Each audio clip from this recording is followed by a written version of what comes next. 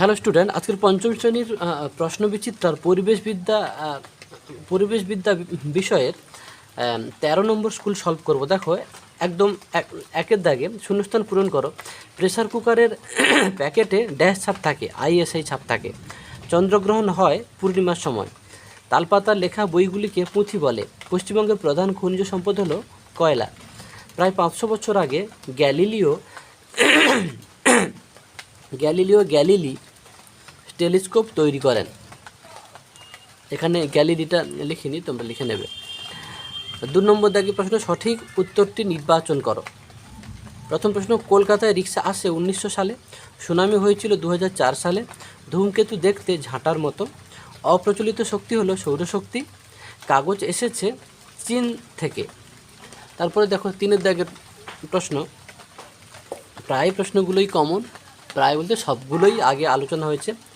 Papyrus কি? এটা কিন্তু তোমাদের রায়মার্টিনের 295 পৃষ্ঠাতে দেখো আছে। এই দেখো প্যাপিরাস কি, একদম নিচে দেখো, লেখা শুরু হওয়ার প্রথম দিকে এক প্রকার গাছের কাণ্ডের ছিলা শুকিয়ে তার উপর লেখা হতো। গাছের এই ছিলাকে প্যাপিরাস বলা হতো। 3টে স্টার আছে মানে বুঝতেই পারছো যথেষ্ট ইম্পর্ট্যান্ট গুরুত্বপূর্ণ প্রশ্ন। আচ্ছা, তারপরে দেখো প্যাপিরাস হলো শিশুদের লেখাপড়ার অধিকার আইন কত বছর বয়স পর্যন্ত? এটা কিন্তু 14 বছর বয়স পর্যন্ত। শিশুদের মূল অধিকারগুলি দেখো, এটা কিন্তু 2 নম্বর আছে, অথচ দেখো এই প্রশ্নটাকে 3 নম্বরেও দিয়েছে, আবার 4 নম্বরেও কিন্তু দিয়েছে। আমি বলেছিলাম যত নম্বর থাকবে তোমরা কিন্তু ততটা পয়েন্ট দেবে। ওকে, এখানে দেখো 2 নম্বর আছে, তাহলে তোমরা লিখবে শিশুদের মূল অধিকারগুলি হলো বলে 2টো লিখে দেবে। কেন 2 নম্বর আছে না, তাই 1 নম্বর দিয়ে লিখবে বেঁচে থাকা, আর 2 নম্বর দিয়ে লিখবে খাদ্য ও পানীয় জল পাওয়া। ওকে,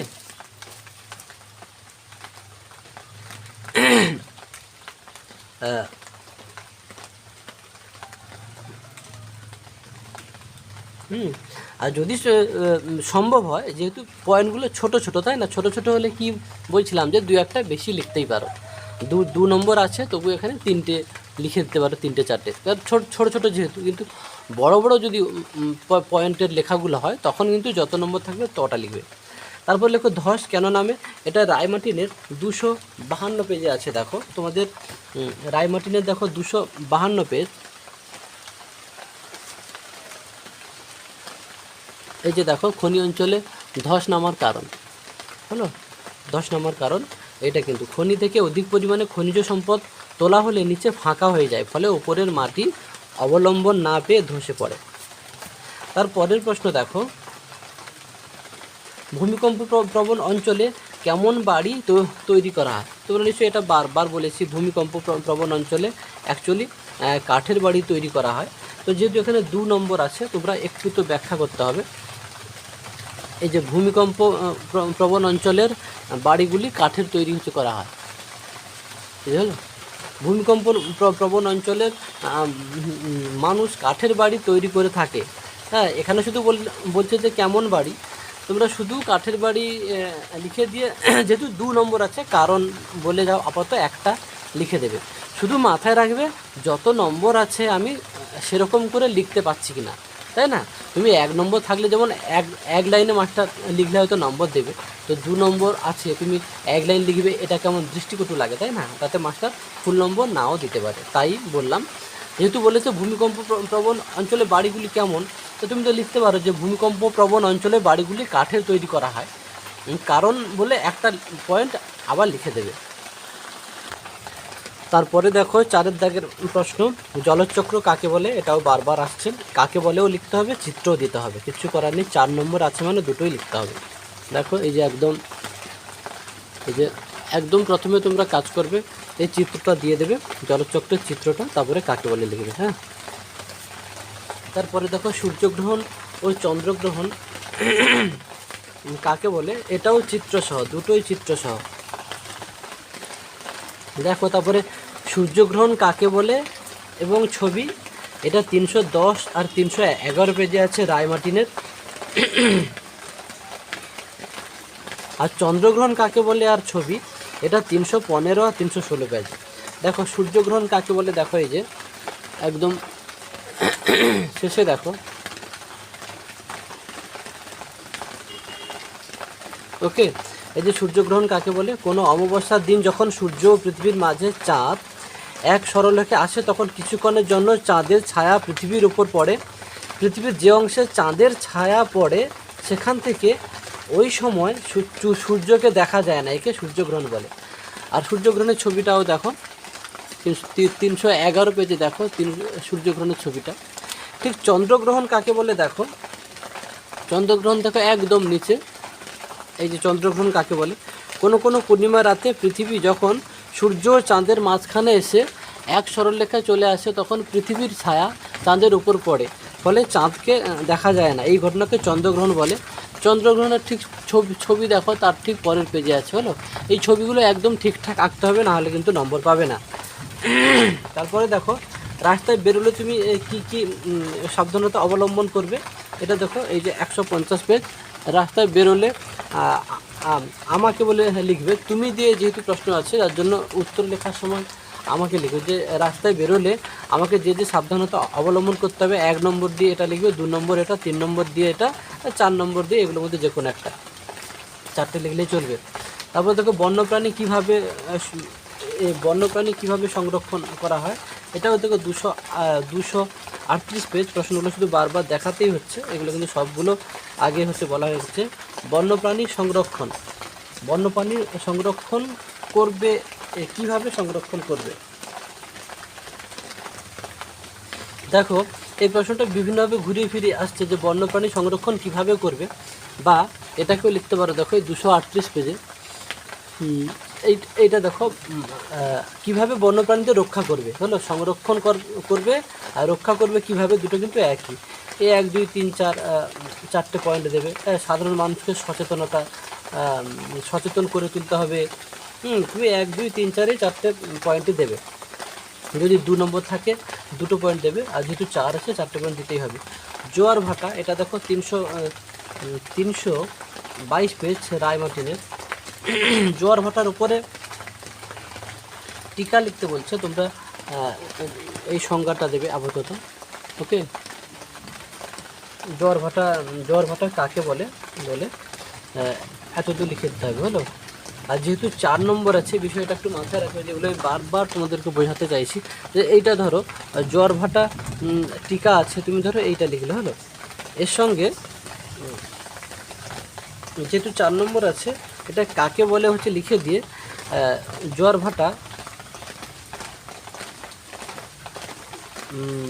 ধরো সুবিধা যদি বলো, হ্যাঁ, জোয়ার ভাটার সুবিধা 2টো পয়েন্ট লিখে দিলে, মানে তোমাকে লক্ষ্য রাখতে 4 নম্বর আছে, মানে শুধু এইটুকু কাকে বলে লিখলে কিন্তু তোমাকে 4 নম্বর দেবে না, হলো। টিকা বলেছে মানে একটা টিকা, মানে সেইটা সম্বন্ধে যাবতীয় তথ্য তোমাকে দিতে হবে, ক্লিয়ার। বা তুমি জোয়ার ভাটা কাকে বলে এটা লিখলে, আর এটাও তুমি লিখে দিতে পারো যে জোয়ার ভাটা সুবিধা বলে, এখানেও 2টো পয়েন্ট লিখে দিলে, তবে তোমাকে 4-এর 4 দেবে, ওকে। তারপরের প্রশ্ন দেখো বাল্যবিবাহ, এর উপরেও টিকা লিখতে বলছে, এটাও ঠিক 4 নম্বর আছে, মানে ছোটো লিখলে হবে না। দেখো 348 পেজ, দেখো এই যে বাল্যবিবাহ মানে কী বা কাকে বলে, এগুলো একই, হলো। এইটুকু লিখলে কী হবে, তুমি বাল্যবিবাহ এখান থেকে এতদূর লিখলে, তারপরে আবার একটা সেকেন্ড প্যারা দিয়ে এই উত্তরটাও জুড়ে দিতে পারো, হলো। যে বাল্যবিবাহের ঘটনা জানতে পারলে বিদ্যালয়ের শিক্ষক শিক্ষিকাকে, সমষ্টি উন্নয়ন আধিকারিককে ও পুলিশকে জানানো উচিত, হলো। মানে 4 নম্বর আছে না, তুমি এইটুকু লিখলে 4-এর 4 দেবেই না। এই বিষয়গুলো মাথায় এখন থেকে কিন্তু ঢোকাও, না হলে কিন্তু বড় নম্বর পাবেই না। মাস্টার কখনও এইটুকু লিখলে 4-এর 4 দেবে না। তোমাকে 4-এর 4 পেতে হলে বাল্যবিবাহ কাকে বলেটা যেমন লিখেছো, আবার তার সঙ্গেও বাল্যবিবাহ সম্বন্ধে আরও কিছু তথ্য, এইটাকেও তুমি দ্বিতীয় প্যারা করে এই অংশটাও লিখে দেবে। ভূমিকম্পের ফলে কি কি সমস্যা হতে পারে, এটা দেখো 302 পেজে আছে। দেখো ভূমিকম্পের ফলে কি কি সমস্যা হতে পারে। এই দেখো এই প্রশ্নটা বারবার রিপিট এসছে। এই যে ভূমিকম্পের সময় আমাদের কি কি করা উচিত, না না এটা না, এই যে ভূমিকম্পের ফলে কি কি সমস্যা হতে পারে হলো, বা ভূমিকম্পের ফলাফল, এটা কিন্তু মাথায় রাখবে। ভূমিকম্পের ফলে কী কী সমস্যা হতে পারে আর ভূমিকম্পের ফলাফল দুটো কিন্তু একই। এও 1 2 3 4 করে পয়েন্ট দিয়ে উত্তরগুলো হচ্ছে লিখবে। তারপরে দেখো 5-এর দাগের লাস্ট প্রশ্ন আছে, দেখো আমাদের বলছে এফপিও আর আইএসআই এগুলো কি ধরনের চিহ্ন, এগুলো কি বিশুদ্ধতা জ্ঞাপক চিহ্ন, এগুলো বিশুদ্ধতা জ্ঞাপক চিহ্ন। এই চিহ্নের সাথে কি বোঝায় এটা দেখো 352 পৃষ্ঠাতে আছে। এই চিহ্নের সাহায্যে কি কি বোঝায়, এই যে দেখো এই যে এফপিও হলো, দেখো এই উত্তরটা তোমাকে লিখতে হবে কোথায়, এইটা হলো জেলির শিশিতে ভারত সরকার এফপিও ছাপ থাকা প্রয়োজন, প্রেসার কুকারের প্যাকেটে আইএসআই ছাপ থাকা প্রয়োজন হলো।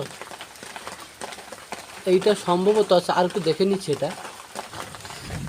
আচ্ছা যেটা বললাম এটা লিখতে হবে না, এই চিহ্নের সাথে কি বোঝায় তোমরা এটাকে বানিয়ে লিখে দেবে, যে এই চিহ্নের সাহায্যে আমরা বুঝতে পারি যে জিনিসটা সঠিক কিনা হলো। ওকে, জিনিসটা সঠিক কিনা এই চিহ্নের সাহায্যে আমরা বুঝতে পারি, এটুকুই লিখলে হবে। ওকে, এই পর্যন্ত এই ভিডিওটা কমপ্লিট। আমরা লাস্ট ভিডিও 14 নম্বর ভিডিওটা কমপ্লিট করে তারপরের ভিডিওতে সমস্ত ভিডিওর শর্ট প্রশ্নগুলো একটা ভিডিওতে ছেড়ে দেবো, ওটাই লাস্ট ভিডিও হবে। ওকে।